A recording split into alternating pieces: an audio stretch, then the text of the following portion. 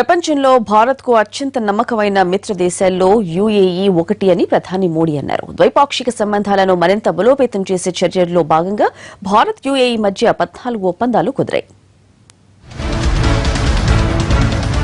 రక్షణ, భద్రత, వాణిజ్య, ఇంధనం తదితర కీలకాంశాలతో పాటు వ్యూహాత్మక భాగస్వామ్య ఒప్పందంపై భారత్, యుఏఈ సంతకాలు చేశాయి. ఇరు దేశాల ద్వైపాక్షిక సంబంధాల్లో ఇదొక కీలక మలుపని ప్రధాని నరేంద్ర మోడీ అన్నారు. అయితే భారత్లో యుఏఈ $75 బిలియన్ పెట్టుబడి పెట్టే అంశం ప్రధాని నరేంద్ర మోడీ, అబుదాబి యువరాజ్ షేక్ మహమ్మద్ బిన్ జాయద్ మధ్య జరిగిన 14 ఒప్పందాల్లో లేదు. మొదట ఇరు దేశాల డెలిగేట్స్ సమావేశం హైదరాబాద్ హౌస్ లో జరగ్గా అనంతరం ప్రధాని అధికార నివాసంలో మోడీ, అబుదాబి యువరాజు గంటపాటు సమావేశమయ్యారు.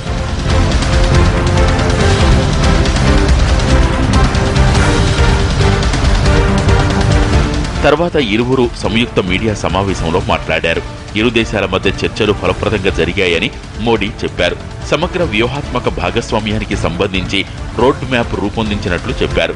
రక్షణ, భద్రతా సహకారానికి సంబంధించిన ఒప్పందాల ద్వారా కొత్త ప్రమాణాలను నెలకొల్పినట్లు మోడీ చెప్పారు. We have shaped an ambitious roadmap of engagement to make our comprehensive strategic partnership purposeful and action-oriented. The agreement that was exchanged just now has institutionalized the understanding.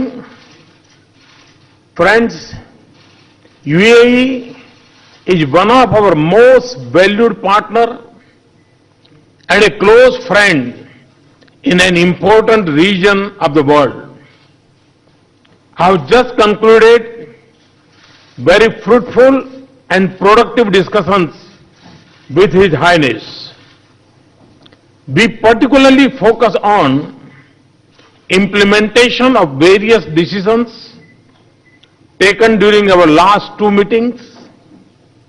We agreed to sustain the momentum of our relations in key areas, including energy and investments. Friends, we regard UAE as an important partner in India's growth story. Bharat, UAE కలయిక ప్రాంతీయ సుస్థిరతకు సహకరిస్తుందని ఇరువురు నేతలు అభిప్రాయపడ్డారు. Abu Dhabi యువరాజు భారత సందర్శన వల్ల మునుపటి సంబంధాలు మరింత బలపడతాయనే నమ్మకముందని మోడీ అన్నారు.